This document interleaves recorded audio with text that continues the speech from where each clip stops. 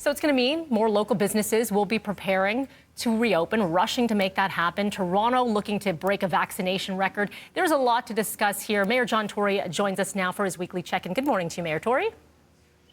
Good morning, Mel. May I just say before we talk about those things, you know, when you see that building in Miami, people who get frustrated with building codes and building inspections should understand here, where I think we do quite well at this. That's why you have those kinds of things, because I think you'll find that with some kind of catastrophic failure in that building, it wasn't a bomb that went off. It's extraordinary. Yeah. And the other thing is just that I hope people on Canada Day, as we approach Canada Day, will spend a bit of time, you know, that day reflecting on what's gone on and continues to go on with our Indigenous communities in the residential schools. You know, Canada Day is still something to be celebrated, but maybe, you know, with a real serious reflection this year on that stuff, because this is just searing, and I know everybody knows that. Mayor Tory, actually, let's begin there then, because a lot of municipalities are being called on to cancel Canada Day.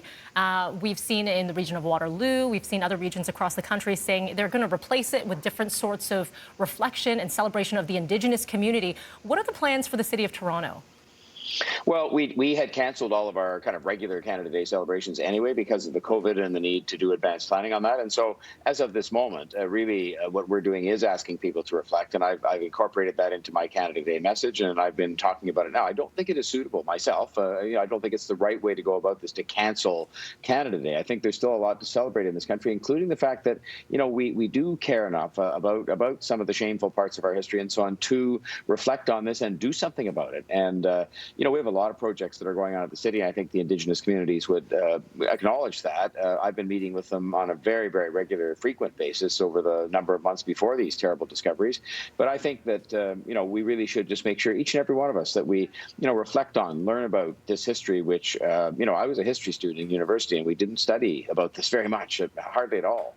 And I think we've got to remedy that and kind of understand completely how that can carry with it trauma that goes on for generations. So, you know, so I think we'll have Canada Day. Canada is a great country with many things going for it, but we have these shameful parts of our history we have to reflect on and then do something about the way in which we don't equitably support Indigenous communities today in the context of helping them to, not only have opportunity, but to recover from some of these things that have happened not that long ago. Indeed, a lot of work to be done. Mayor Tory, I want to rewind, and actually not even a rewind. Look right now. We have a live look outside Trinity Bellwoods Park, and I want to talk about what happened on Tuesday with the police response and the clearing of the encampments, the dismantling of the encampments.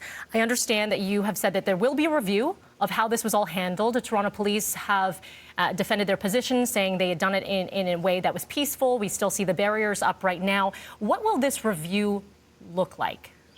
Well, I think people are, frankly, overblowing the word review as if there was something that went wrong. I don't really know. I think a lot of things went right in the context of there not being serious injuries, of the fact that the people were kept safe, both the people experiencing homelessness and the city staff, and that, while there was some tumultuous kind of demonstration that went on, and the demonstrators have to, in some respects, be held to account for that state, that the police did a good job.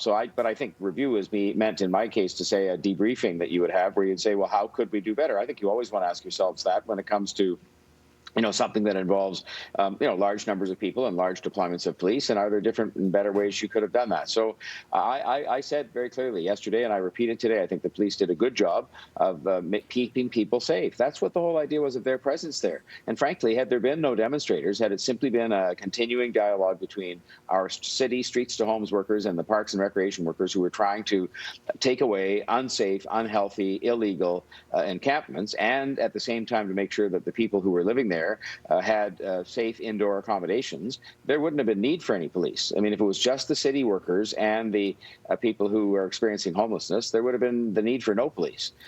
So in any event, I think that it's one of those things where I think we have to move forward with this work. We have to be, I've called it compassionate, at the same time firm, in establishing the principle that a park is no safe place, no healthy place, no legal place for people to make their homes, and that we have a responsibility, as we have carried out, to offer people alternatives, which we continue to do and will continue to do.